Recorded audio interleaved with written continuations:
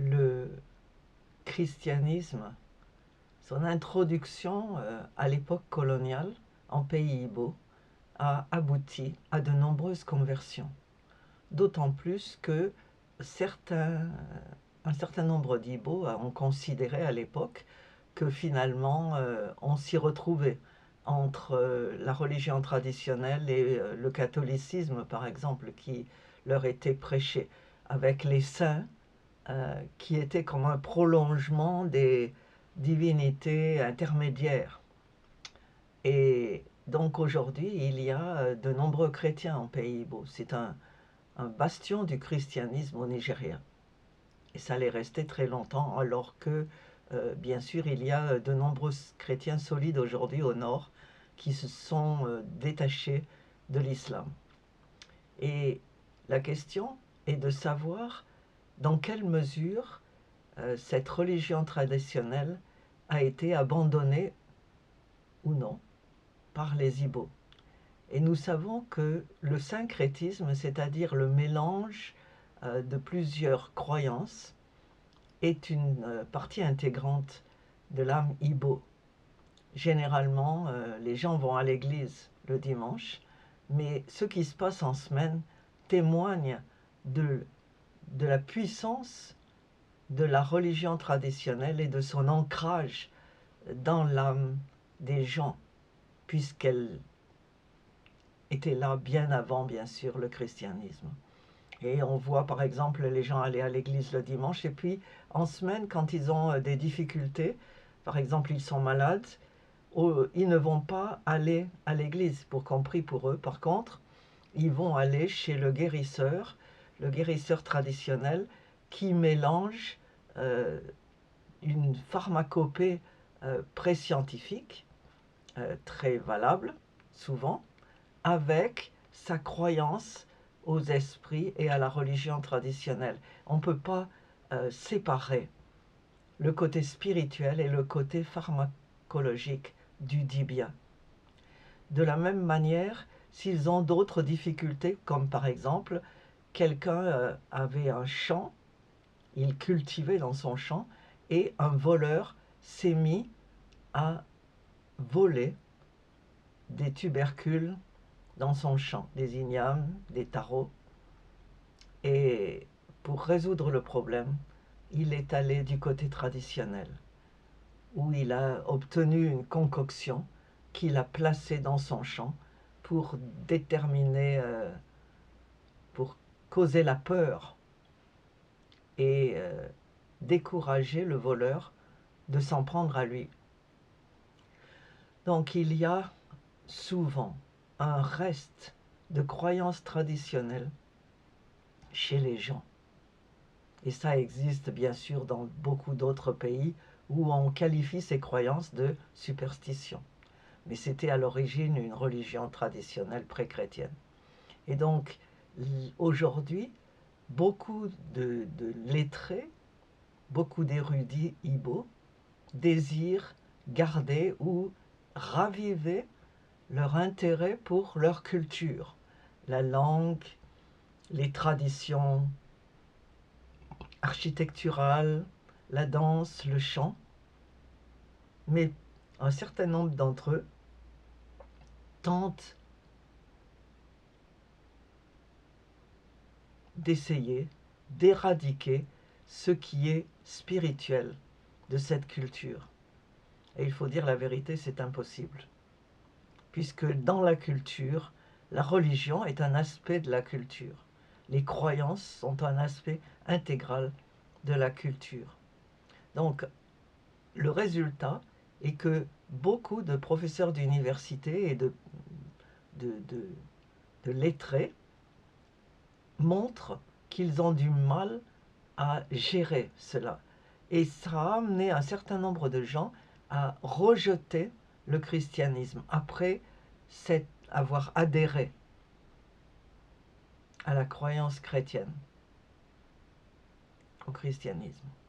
Ils le rejettent aujourd'hui, essayant de trouver des arguments pour expliquer leur choix, disant oui, après tout, Jésus n'était pas Ibo ni africain d'ailleurs, il était anglais. Et ce sont souvent des arguments spécieux. Mais c'est intéressant de voir qu'ils ont ce problème. Nous voulons garder notre culture, mais nous ne voulons pas prendre une religion qui est perçue comme un des apports coloniaux. La solution, bien sûr, est de se rendre compte que d'abord, la religion chrétienne n'avait rien à faire avec les coloniaux, même s'ils y avaient adhéré avant nous. Jésus n'est pas anglais, pas du tout. Il vient du Moyen-Orient. Quand il est venu, il est né au Moyen-Orient. Il était hébreu, juif. Et le fait que les Anglais ou les Français ou les Allemands aient adhéré à cette religion, c'était un miracle de Dieu. L'effet de l'évangélisation qui a été apportée chez eux avant. Et naturellement, quand on est chrétien, on veut partager avec les autres. Donc ils ont amené le christianisme en Pays-Bas. Et il est vrai qu'ils ignoraient tout de la culture du pays, que ce soit la religion traditionnelle ou la valeur de la pharmacopée, les chants, les danses. Rien de tout cela ne les intéressait vraiment, à part leur côté exotique. Et donc, que faut-il faire maintenant si vous avez de l'attrait encore pour la religion traditionnelle? Ma suggestion, c'est celle qui a résolu le problème de cet homme qui souffrait de vol dans son champ. Si vous allez chez le Dibia, c'est parce que vous pensez que le Dieu chrétien n'est pas capable de protéger votre champ, ce qui est une grave erreur.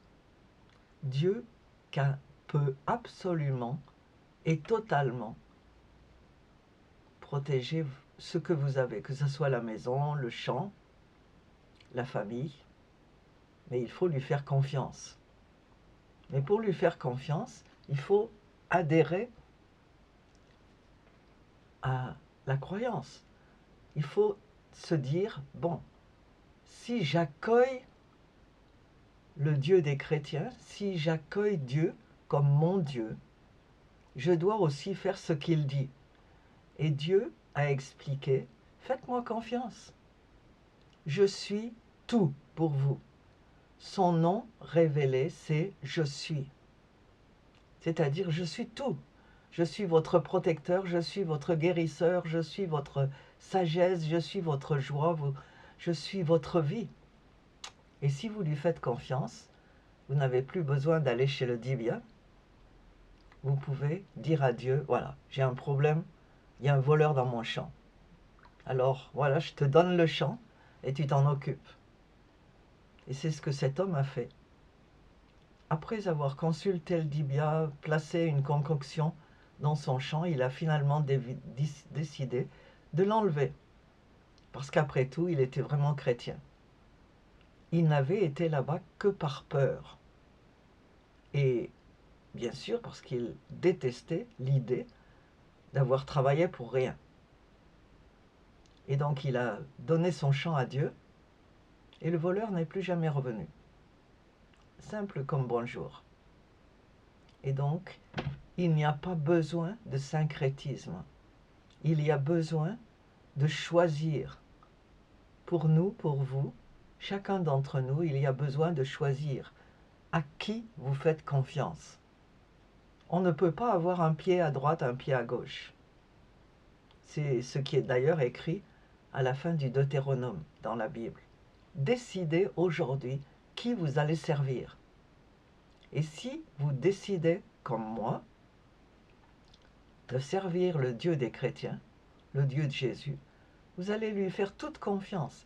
Et tout ce qui vous appartient, vous le lui donnez. Et c'est maintenant lui qui va gérer l'affaire. Et ça sera une décision radicale, mais très très sage et absolument efficace, je vous le garantis. Ce qui ne vous empêchera pas d'apprécier la culture avec des nuances. Par exemple, je ne soutiendrai pas les sorties de masques parce qu'elles font partie de la religion traditionnelle. Ce n'est pas un aspect de la culture que je vais soutenir. Les chants sont très beaux et je m'intéresse aux chants, mais je ne participerai pas aux incantations. Donc si votre culture comporte des aspects qui ne conviennent pas au christianisme, je vais les rejeter. Mais ça ne voudra pas dire que je vais devenir acculturé. Je soutiens la langue Igbo, je l'ai enseignée, je l'ai apprise, je l'ai traduite. J'ai fait un dictionnaire et je soutiens le parler Igbo. N'abandonnez pas votre culture.